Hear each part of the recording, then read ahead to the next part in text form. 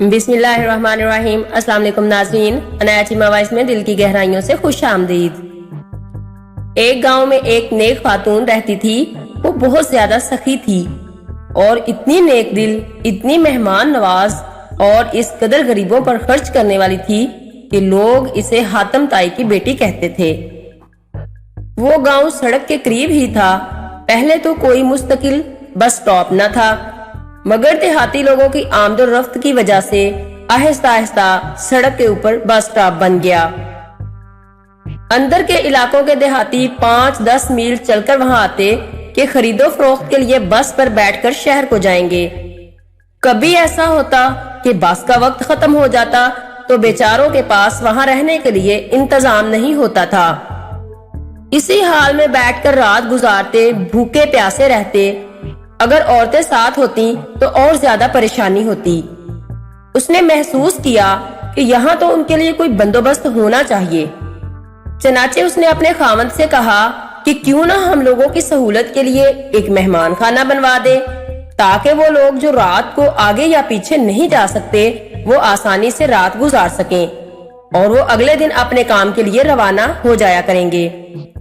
خاوند کو یہ بات پسند آئی، چنانچہ اس نے مہمان خانہ بنوایا اور ایک آدمی رکھ کر ان کے لیے کھانا پکانے کا بندوبست کر دیا۔ اب لوگ آنے جانے لگے۔ جو آگے پیچھے نہیں جا سکتے تھے وہ رات کے وقت وہیں سے کھانا کھاتے اور آرام سے سو جاتے، پھر رات گزار کر اپنے کام کے لیے چلے جاتے۔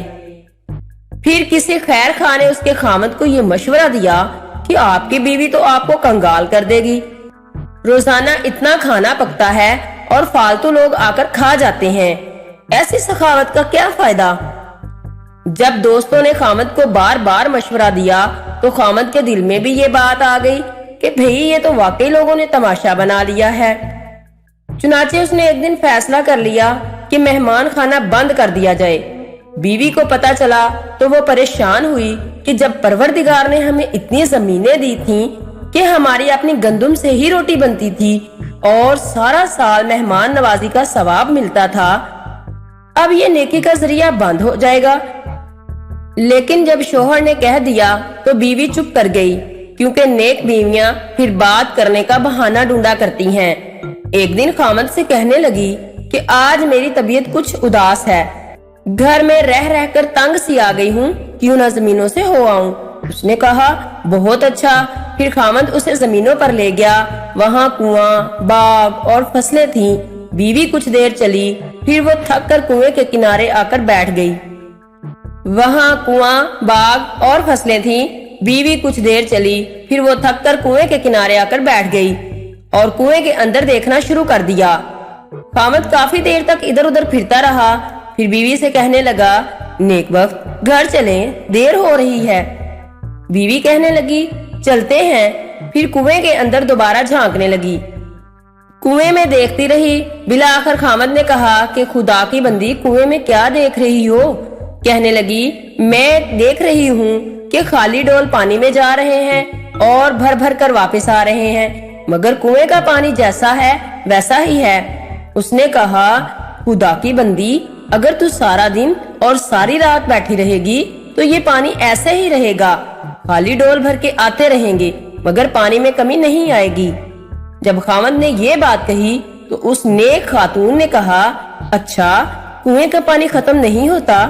اس نے کہا کہ واقعی کنویں کا پانی ختم نہیں ہوتا۔ یہ سن کر وہ کہنے لگی اللہ نے ہمارے گھر کے اندر بھی ایک کنواں جاری کیا تھا، لوگ خالی پیٹ آتے تھے اور پیٹ کا ڈول بھر کر جاتے تھے۔ تمہیں کیوں ڈر ہوا کہ اللہ تعالیٰ تمہارے اس کنویں کے پانی کو کم کر دیں گے؟ بیوی کی بات سن کر خاوند کے دل پر ایسی چوٹ پڑی کہ کہنے لگا میں مہمان خانے کو دوبارہ جاری کرتا ہوں۔